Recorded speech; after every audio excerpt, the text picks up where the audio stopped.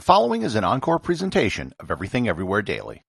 Sometimes the grind of doing a daily show can catch up to you, and today was that day. I'll be back again tomorrow with a brand new episode. The Apollo 11 mission to land humans on the moon was one of the most complex things ever undertaken by humanity. They had to prepare for any and every eventuality, including failure of the mission. To cover that eventuality, President Nixon's speechwriter wrote a speech in the event that the unthinkable should happen. Learn more about the speech which Richard Nixon never had to give on this episode of Everything Everywhere Daily.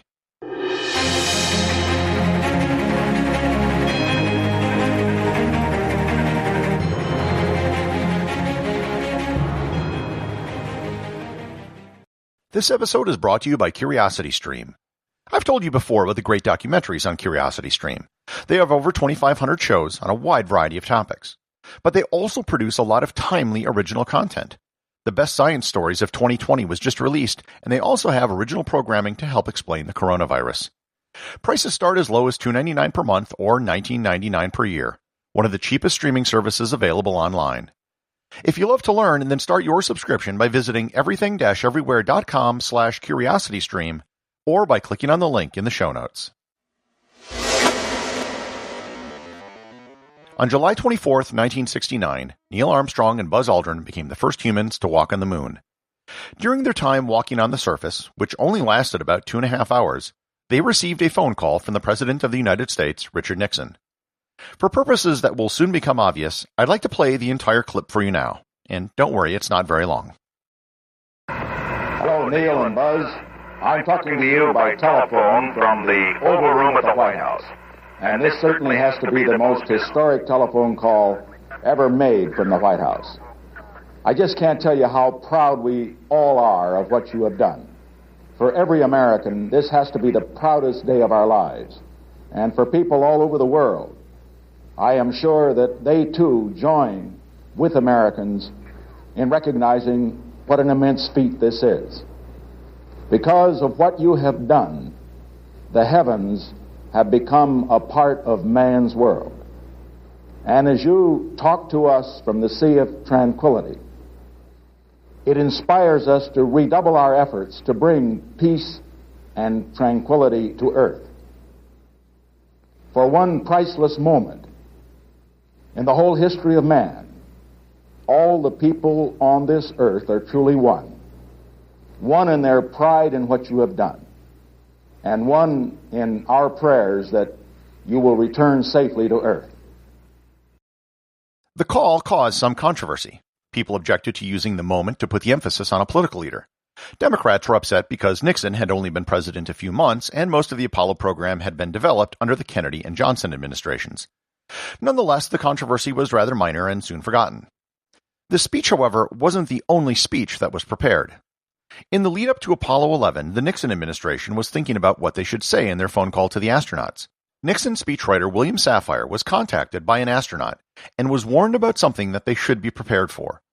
In a New York Times article in 1989, where Safire was a columnist for years, he wrote, quote, "Frank Borman, our liaison with the astronauts, brought the image-making up short with us. You want to be thinking of some alternative posture for the president in the event of mishaps." The blank looks at this techno-jargon, he added, "like what to do for the widows." Suddenly we were faced with the dark side of the moon planning. Death, if it came, would not come in a terrible blaze of glory. The greatest danger was that the two astronauts, once on the moon, would not be able to return to the command module. In that event, with no rescue possible, the men would have to bid the world farewell and close down communication, preparatory to suicide or starvation. It would hardly advance the cause of space exploration to force 500 million viewers and listeners to participate in the agony of their demise. I prepared an appropriate statement about men who came in peace and stayed to rest in peace, holding it in my desk drawer in case of tragedy." Unquote. Safire wrote the speech, but never submitted it. After Nixon left office, the speech was sent with other documents to the National Archive. Years later, Safire wrote about his role in the Apollo 11 landing and how he wrote the plaque which the astronauts left on the moon. The speech he wrote in the event of a moon disaster was found and widely circulated. Fast forward to the year 2020. A team of researchers at MIT were working on artificial intelligence and the ability to create deep fakes. Deep fakes are videos that are close to indistinguishable from real videos where the subject is shown saying something they never actually said. As a demonstration of their technology, they decided to bring to life the speech which Richard Nixon never gave. The video shows Nixon sitting at a desk delivering what would be a televised speech, complete with a network interruption from CBS, which would have been used at the time. You can watch the actual deepfake video at moondisaster.org. I'm now going to play the speech, which, thankfully, was never given. The reason I wanted to play the actual clip of Nixon talking to the astronauts on the moon was so that you could compare the two head-to-head. So without further ado, the entire deepfake of Richard Nixon announcing the deaths of Neil Armstrong and Buzz Aldrin on the surface of the moon. Good evening, my fellow Americans. Fate has ordained that the men who went to the moon to explore in peace will stay on the moon to rest in peace.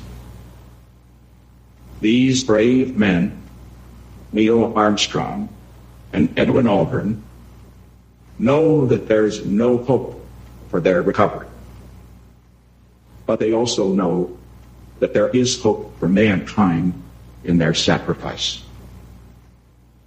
These two men are laying down their lives in mankind's most noble goal, the search for truth and understanding. They will be mourned by their families and friends. They will be mourned by their nation. They will be mourned by the people of the world. They will be mourned by a Mother Earth that dared send two of her sons into the unknown. In their exploration, they stirred the people of the world to feel as one. In their sacrifice, they bind more tightly the brotherhood of man. In ancient days, men looked at stars and saw their heroes in the constellations. In modern times, we do much the same, but our heroes are epic men of flesh and blood.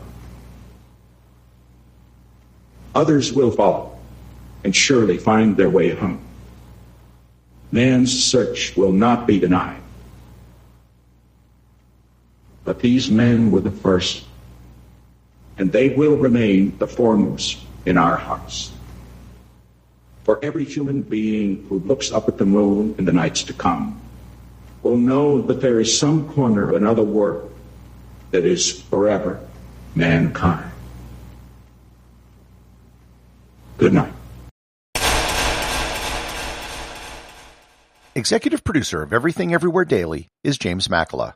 The associate producer is Thor Thomsen. Remember to leave a 5-star review to get your review read on the show. They can be left at Apple Podcasts, Podcast Republic, or wherever you listen to the show. Also, you can help support the show over at patreon.com. Patrons can get merchandise like t-shirts and hoodies, as well as having direct access to provide suggestions for future episodes.